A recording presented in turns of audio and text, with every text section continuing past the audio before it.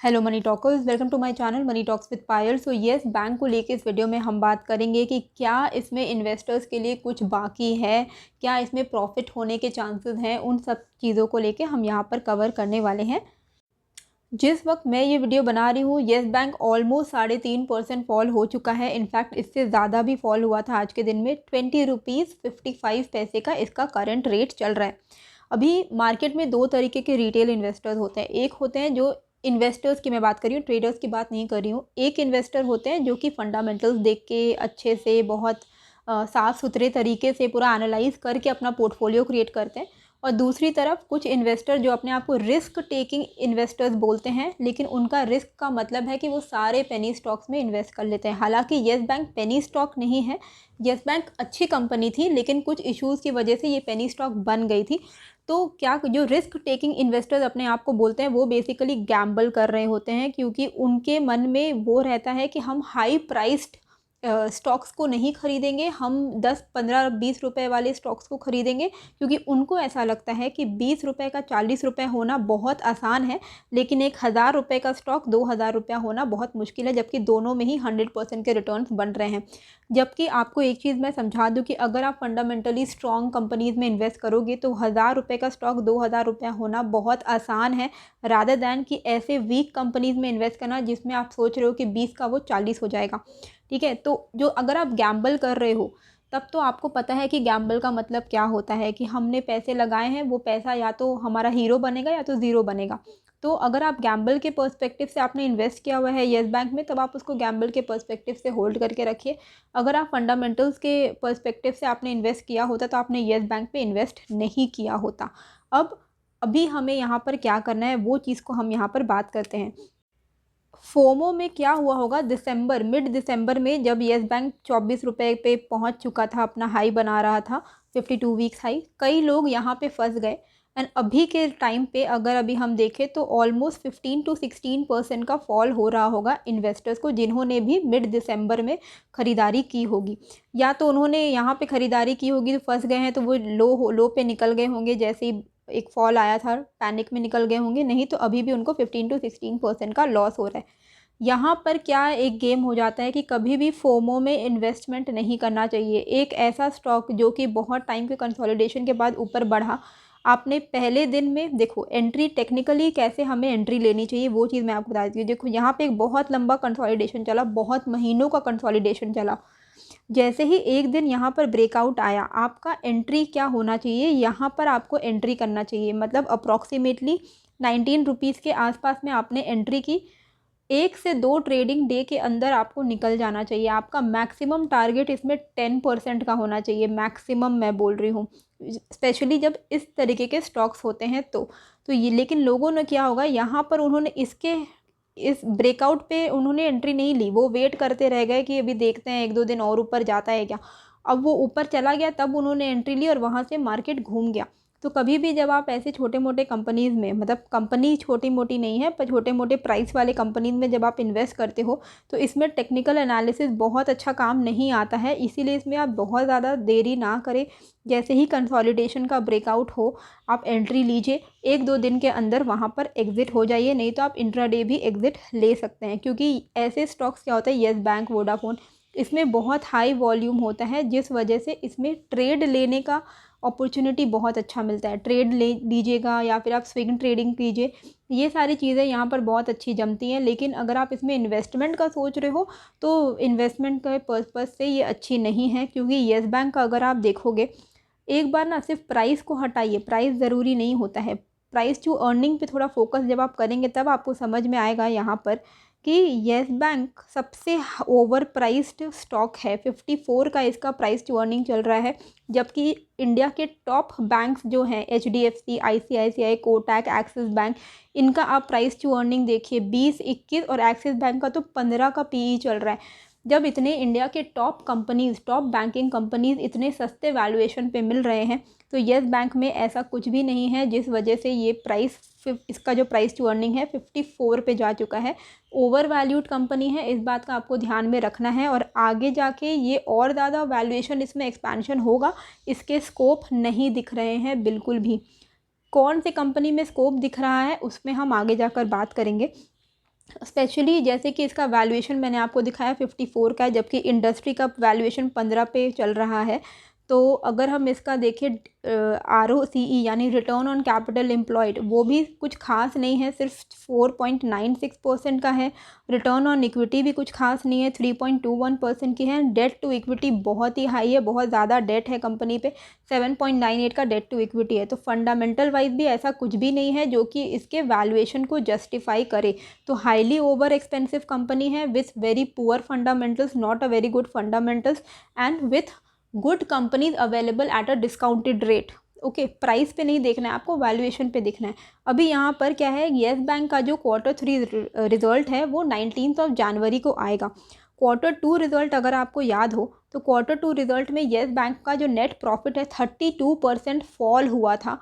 अब अगर इनका Q3 अच्छा आता भी है, अगर हम देखें कि इन्होंने जो अपने Q3 के पहले जो अपना लोन्स एंड एडवांसेस बताया है कि इनके लोन्स एंड एडवांसेस में 11.7% की बढ़ोतरी आई है, डिपॉजिट में इनका 15.9% का इंक्रीज़ हुआ है। तो ये सारी पॉजिटिव चीज़ें हैं जो इन्होंने 4 जनवरी को इन्होंने रिलीज़ किया था।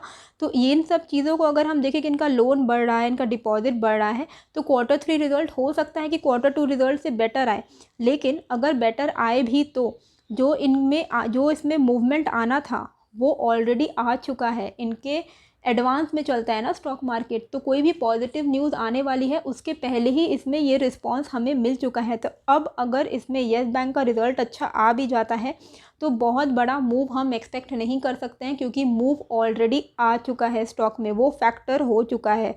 तो अगर इनमें कुछ अच्छा होना भी है वो ऑलरेडी फैक्टर हो चुका है। अब यहाँ पर क्या होगा, आप देखिएगा कि ये जो ब्रेकआउट आया था एक बहुत हाई वॉल्यूम के साथ, यहाँ पर आपकी अच्छी एंट्री बनती थी, चलिए ठीक है। अब आप देखेंगे कि जो वॉल्यूम है वो डिक्रीज़ हो रहा है, डिक्रीजिंग ट्रेंड में है, ठीक है। और स्टॉक प्राइस भी धीरे धीरे करके रिड्यूस हो रहा है। लेकिन इसका मतलब ये नहीं है कि स्टॉक में अब ब्रेक डाउन आने वाला है, नहीं। स्टॉक में अभी क्या होने वाला है वो मैं आपको बता देती हूँ। स्टॉक अभी एक कंसोलिडेशन जोन में जा सकता है। 17 रुपये से लेके 21 रुपीज़ तक में अब ये कुछ टाइम कंसोलिडेट हो सकता है, ऐसे हाई चांसेस हैं। आने वाले 1-2 महीने ये 17 to 21 के रेंज में ही घूम सकता है, कंसिडरिंग कि इनका वैल्यू अब रिड्यूस हो रहा है। तो करना क्या है, देखिए जिन्होंने ये 23 रुपीज़ पे जिन्होंने लिया है उनको मैं बता दूं कि स्टॉक अगर कंसोलिडेट होगा तो आपको 17 रुपीज़ का एक स्ट्रिक्ट स्टॉप लॉस मेंटेन करके चलना है। अगर तो आप गैम्बल नहीं कर रहे हो, मतलब अगर आपका बहुत अमाउंट नहीं लगा हुआ है इसी स्टॉक में। कई लोग का तो पोर्टफोलियो ऐसा होता है कि उनका 50% पूरे पोर्टफोलियो का अमाउंट येस बैंक पे लगा हुआ है, वोडाफोन पे लगा हुआ है। वैसा सिचुएशन है तो एग्जिट हो जाइए, क्योंकि स्टॉक मतलब चांसेस है कि अगर वो गिरेगा तो वो 17-18 रुपीज़ टेस्ट कर सकता है। तो अगर आप गैम्बल नहीं कर रहे हो तो फिर आप 17 रुपीज़ का स्टॉप लॉस लगा के चलिए। अगर येस बैंक का जो रेट है 17 रुपीज़ के नीचे निकलता है तो फिर स्टॉक में, वैसे भी बहुत हाई वैल्यूड स्टॉक है, अगर ओवर वैल्यूड स्टॉक जब फॉल होता है ना तो फिर वैल्यूएशन करेक्शन की तरफ वो जाता है और फिर स्टॉक में एक बहुत भारी भरकम फॉल हमें देखने को मिलता है। इसी के लिए आपको स्टॉप लॉस लगाना है। जो भी ऊपर के लेवल पे फंसे हैं 17 रुपीज़ का आप स्टॉप लॉस लगाइए। जो ऑलरेडी प्रॉफिट में है, जिन्होंने नीचे के लेवल पे लिया है और अभी वो प्रॉफिट में है, my advice is to book at least 90% तो आपको एटलीस्ट बुक कर लेना चाहिए। अब मैं होती तो मैं तो पूरा ही प्रॉफिट बुक कर लेती, मैं नहीं वेट करती कि हाँ अभी और ऊपर जाएगा, इस लालच में नहीं रहना है। अगर आप प्रॉफिट में हैं आप बुक करके एग्ज़िट हो जाइए। अच्छे कंपनीज अवेलेबल हैं अच्छे वैल्यूएशन पे। अगर आप लॉस में है तो 17 रुपीज़ का स्टॉप लॉस लगाइए। 17 रुपीज़, अगर ये 17 रुपीज़ के नीचे निकलता है आप एग्ज़िट हो जाइए, ताकि आपका जो पैसा है वो बहुत बड़ा लॉस में कन्वर्ट ना हो, ठीक है। जो जैसे कि मैंने आपको बताया कि Yes Bank as an investors के लिए उतना अच्छा नहीं है। हाँ, अगर आप बहुत छोटा अमाउंट जैसे 5-10 हज़ार आपने लगा के रख लिया है ये सोच के कि चलो ठीक है, तब आपने आई होप नीचे के लेवल पे लगाया होगा, तब अलग बात है। अगर गैम्बल बेसिस पे हीरो ज़ीरो समझ के लिया हुआ है तो वो अलग बात हो जाती है। लेकिन as an investor I would not recommend कि आप ऐसे स्टॉक्स में इन्वेस्ट कीजिए। ट्रेडर्स के लिए अच्छा स्टॉक है। इंट्राडे अगर आप करते हो या फिर अगर आप स्विंग ट्रेड करते हो तो ये बहुत अच्छा एक स्टॉक है। स्विंग ट्रेड के लिए यहाँ पर आप देखिए एक हाई बना, फिर लो बना, फिर इसने एक लोअर हाई बनाया है और अब ये नीचे की तरफ जा रहा है। तो बेसिकली ये एक लोअर हाई स्विंग बनाया है इसने। तो जो स्विंग ट्रेडर्स हैं उनको क्या करना होगा, जैसे ही स्टॉक 22 रुपये 50 पैसे के ऊपर क्लोजिंग देगा, आप इसमें BTST ट्रेड ले सकते हो, ठीक है। बाय टुडे सेल टुमारो, मतलब 320 325 पे अगर आपको दिख रहा है कि 22.50 के ऊपर येस बैंक क्लोज हो रहा है, मतलब इस स्विंग के ऊपर अगर ये क्लोज हो रहा है, आप BTST ट्रेड लेंगे और 1-2 दिन के अंदर ये बहुत हाई चांसेस रहेगा कि ये फिर से 24 के लेवल को अटेम्प्ट करेगा, यानी कि आपको इमीडिएटली 1-2 दिन के अंदर 8% के रिटर्न्स मिल सकते हैं। तो आपका येस बैंक जैसे स्टॉक्स में अगर आप स्विंग ट्रेडिंग लेते हो या फिर अगर आप short term trading BTST intraday जो भी करते हो, मैक्सिमम आपका टारगेट 8 to 10% का होना चाहिए, उससे ज़्यादा नहीं होना चाहिए, ठीक है। तो स्विंग ट्रेडर्स के लिए एंट्री यहाँ 22 रुपये 50 पैसे के ऊपर बनता है और आपको एग्जिट कर जाना है 24 रुपये के आसपास में। फ्रेश इसमें ट्रेड और एकदम और अच्छा एक रैली कब आ सकता है, जब इसने अपना 52 वीक्स हाई अगर ये तोड़ता है, तब आपको फिर से 1-2 दिन में एक अच्छा मूवमेंट 8 to 10% का मिल सकता है। तो येस बैंक वोडाफोन जैसे शेयर में आपको 8 to 10% का ही स्कोप लेके चलना है। इन्वेस्टमेंट भूल जाइए। अब कौन से स्टॉक में आप इन्वेस्ट कर सकते हो, अगर आप बहुत ज़्यादा पैसा आपने येस बैंक में लगाया हुआ है, आप लॉस में हो, तो आपको पता है 17 रुपीज़ का आपका स्टॉप लॉस है। रादर देन आप बहुत सारा अमाउंट ऐसे स्टॉक्स में लगाइए जो कि बहुत ही ओवर एक्सपेंसिव है। आप अपने पैसे को एक्सिस बैंक में लगा सकते हैं, ICICI बैंक में लगा सकते हैं, जिसकी वैल्यूएशन अगर आप देखोगे तो बहुत ही कम में चल रही है और ये इंडिया के टॉप बैंक्स हैं। ये HDFC भी अच्छी है, लेकिन वैल्यूएशन वाइज बहुत अच्छा स्कोप है एक्सिस बैंक के पास। सिर्फ 15.96 का वैल्यूएशन चल रहा है, यानी अगर ये 15.96 से 20 के वैल्यूएशन तक भी पहुंचती है तो भी आपको एक अच्छा जंप इनके प्राइस पे देखने को मिलेगा। तो वैल्यूएशन वाइज अगर हम देखें तो scope of valuation expansion axis bank में अच्छा खासा दिख रहा है, इंडसइंड बैंक में भी अच्छा दिख रहा है, ICICI बैंक में भी अच्छा दिख रहा है। तो ये सारे स्टॉक्स में आप लगाइए। जब आपके पास अच्छे कंपनीज अवेलेबल हैं तो आप क्यों ऐसा जुआ खेलोगे, राइट। आई होप आपको ये जो वीडियो है अच्छी लगी होगी। कैसी लगी है मुझे कमेंट करके ज़रूर बताइएगा, एंड नए हो तो सब्सक्राइब कर दीजिएगा। मिलते हैं फिर एक नए वीडियो के साथ। Thank you.